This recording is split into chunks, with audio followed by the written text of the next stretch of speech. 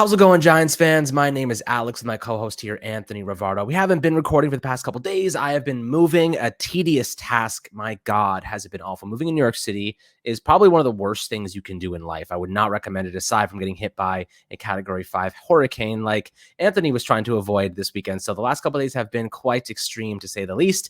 But nonetheless, we prevail, and we are here to give you more Giants news. And today I want to discuss one guy who is coming back from a significant injury, who's actually expected to be activated off the physically unable to perform list. And of course, that is Nick Gates. Nick Gates, the resilient Nick Gates, undrafted free agent out of Nebraska a couple years ago, has really carved out a nice role for himself on this team. But the injury last year, of course, he broke his leg against the Washington Commanders in week 2 and has missed up to this point. But, he's working his way back. Once he's activated off the PUP list, he has 21 days before the Giants can either, place him on the season-ending injured reserve list, or they can activate him and make him an integral part to the process moving forward, which hopefully he can do that. Because right now, left guard, center, definitely problematic positions. We're going to discuss those.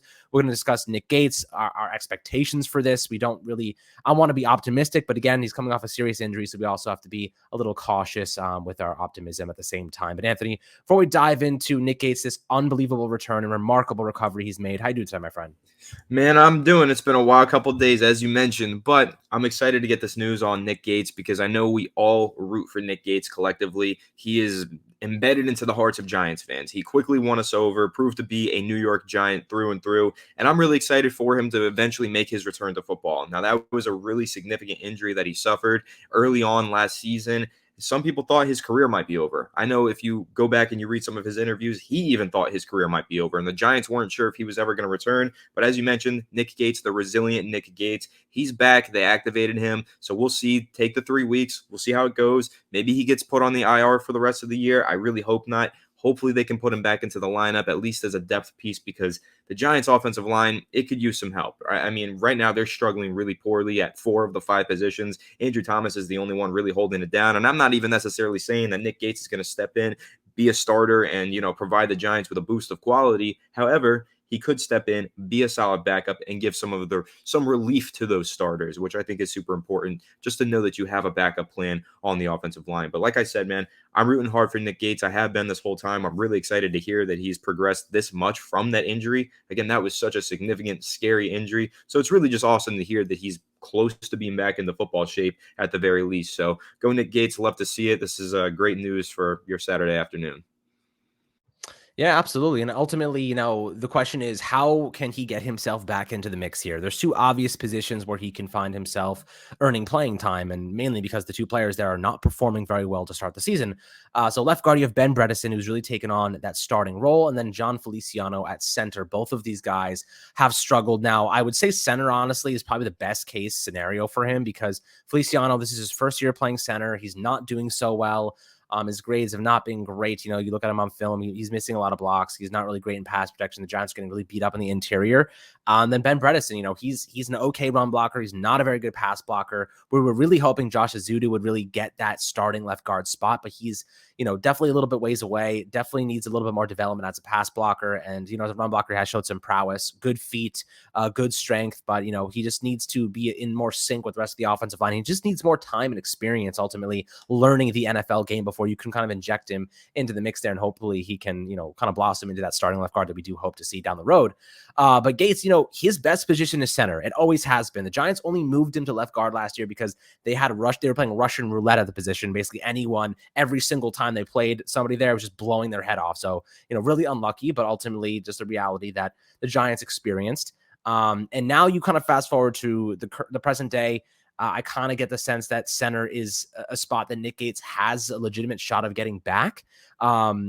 Mainly because I don't necessarily trust Feliciano. I think maybe he'll progress as the season goes on. He's a dog. A lot of people like him because he's got that aggressive mentality, but Nick Gates has that and then some. He's coming back from one of the worst, like Joe Theismann level injury.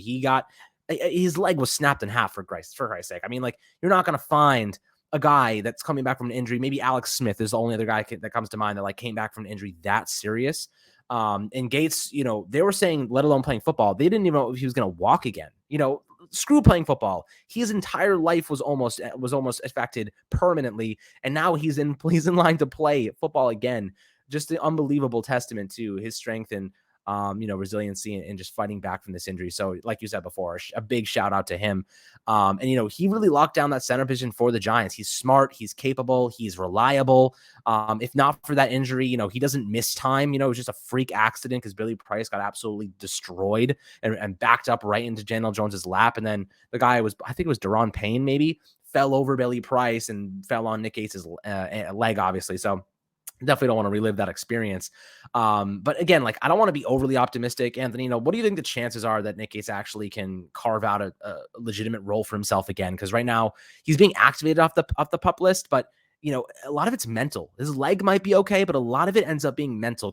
Is he going to be able to trust it? Can he overcome that? If you've ever had an injury and you're always worried about that next cut, is it going to affect your leg, your hamstring, your knee, your ankle? Like, you're always kind of worried. It takes reps and time. So, I don't think they're going to be playing him anytime soon. They have about a month of practices to get him, mixed in and see how he performs. But what do you think the chances are here that he actually makes an impact this season? Makes an impact this season, I'd say the chances are pretty slim. The way that he'll make an impact is by being there in practice, in my opinion. I think it's great for the Giants to have a familiar face and a leader back on the practice field. I think there is value in something like that. A lot of people will look at it and say, oh, Nick Gates is coming back to the starting lineup. He's going to be the savior of the Giants. Hold your horses. That's very unlikely to happen. And a lot of people will also say inversely, what's the big deal? Nick Gates coming back. He's just going to play on the practice team. That is important, though. Again, it's a familiar face. He is a leader in the locker room. He's a leader on the field, on the practice field, or on the regular season field. He knows those guys, and those guys know him. And him just being out there practicing with them is going to speak volumes to his heart, which is, of course, going to, in turn, hopefully inspire some of his teammates to start pushing a little bit harder, because Nick Gates, coming off of this injury, just the fact that he's returning to football in the first place, honestly, I know a lot of people probably would have suffered an injury like the one that Nick Gates suffered. They would have called it quits. They would have moved on, said, I'm done with my NFL career. I'm just going to move on from the sport. And he didn't do that. He said, screw this. I'm coming back. I am playing football again because this is what I'm destined to do. And here he is 21 days from now. He's probably going to be activated back to the active roster. And that's going to be really, really cool to see. So again, I think there is a lot of value in Nick Gates playing and practicing with the team. Will he be in the starting lineup at any point this season? I find that to be extremely unlikely. I think the Giants have some starters who are capable. I think Mark Lewinsky, I don't think he's going to lose his job. I think John Feliciano is probably going to keep his job. And then, as you mentioned, there's two left guards that can be capable with Ben Bredesen and Joshua Zito. I don't think any of those guys are really at risk of losing their jobs to Nick Gates, who's coming off of this injury. As you mentioned, he might have some, muscle memory type thing, right? Where he's not fully prepared mentally to make a certain play. And that's going to affect him throughout the season. He's not going to be able to trust himself completely till he gets some practice reps underneath him. It's going to be a long while before he's ready to see the field. He's probably going to be a healthy scratch for a lot of these games, to be completely honest. But just having that insurance plan out there, what is his role with the team? My opinion, it's going to be having a great player to contribute to the team in practice settings. And additionally, let's say the Giants just have a slew of injuries on the offensive line. Well, then I think Nick Gates is going to be ready whenever his name is called. That's how he plays. Nick Gates is always ready to answer the call. And I think that one thing that we've seen in the past with Nick Gates, he can play left guard, center, right guard, and right tackle. And he probably can play left tackle too. He can play all the positions. If ever there is an injury, Nick Gates is around to step up to the plate and hit a strike. So I think that when you need Nick Gates out there, he's there for you. And I think that's really important, whether you're using him as a second string offensive lineman across the board at all five positions, or even as a third string offensive lineman across the board at all positions. Joshua Zito is dealing with injuries. Hopefully Shane Lemieux comes back soon, but if he doesn't, if he's not ready, if Ben Bredesen goes down with an injury, Joshua Zito keeps playing poorly, then you turn to Nick Gates. There is value in having that third string offensive lineman that has the ability to play in an array of positions. Additionally, let's also think about the swing tackle position. If the Giants want to go jumbo and they want to put an extra offensive lineman on the field, I think that is an excellent way to get Nick Gates acclimated to the pro game again. Just have him play as that jumbo tight end alongside Evan Neal on the right side and have Saquon Barkley run behind them. Get him used to the flow of the game. If the Giants decide to utilize him that way, I think A, that's an excellent way to get him used to the game, and B, it also provides value because he could probably be a really solid swing tackle on the New York Giants offense. So there is value to Nick Gates returning to the lineup. Do I think he's going to make a significant impact? No, but I do think that there is value in his return and an impact will be felt. Yeah, I think that's a good response. I think that's a good outlook on what he can contribute to this team immediately. Like you said, he can play multiple different positions, so I think that's a huge benefit the Giants desperately need.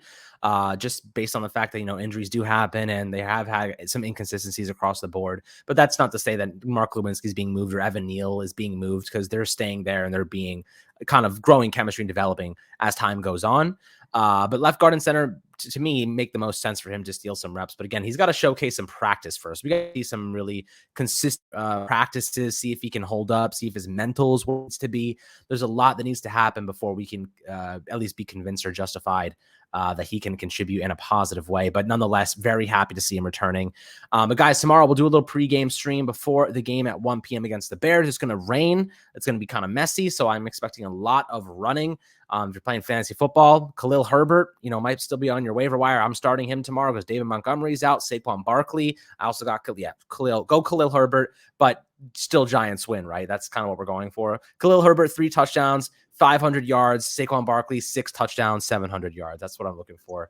I also got to throw out there, I'm really looking forward to seeing the new uniforms tomorrow. I know that's The going to old be a school big ones. tomorrow. I can't wait. I will say I don't like the navy blue helmet. I saw you tweeting, Alex, you like the navy. I don't I like like the it. navy. I like the I think it's Giants cool. color rush helmet, how it's the retro, but the I new like that color, too. like the newer blue. That's my favorite. I think that's the greatest helmet the Giants have ever Right. worn, is the one that they wear in Color Rush. If you take the uniforms that the Giants are wearing tomorrow, those legacy blue uniforms, and you throw that Color Rush helmet onto it, give me that for the next 25 years as the New York Giants primary home uniforms, please. I love that. But I'm super excited. They got the end zones painted red tomorrow. It's looking like Giants Stadium again. It's going to be really, really exciting. And I do think that the Giants are in line for hopefully a big win tomorrow. I think that's going to be a really good game, though. Yeah, it is. I mean, the Bears are not a very good team. Justin Fields is susceptible to pressure. But then again, you look at them; they don't necessarily blitz a lot, but they rush a lot of. They rush 4 guys. That's what they do. They don't send extraordinary blitzes, creative blitzes like Wink Martindale does.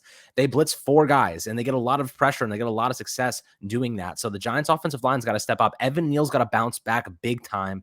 Ben Bredesen, of course, Andrew Thomas is having a stellar year. I think he's one of the top graded tackles in football, if not offensive linemen in general. So definitely excited to see his progress and continuation of success. But guys, we'd love to hear your thoughts on Nick Gates. Definitely a very exciting update. Hopefully he can make an impact moving forward here, my friends. But as always, make sure to like, subscribe, enjoy the rest of your weekend, enjoy the game tomorrow, and we'll catch you guys on the flip side.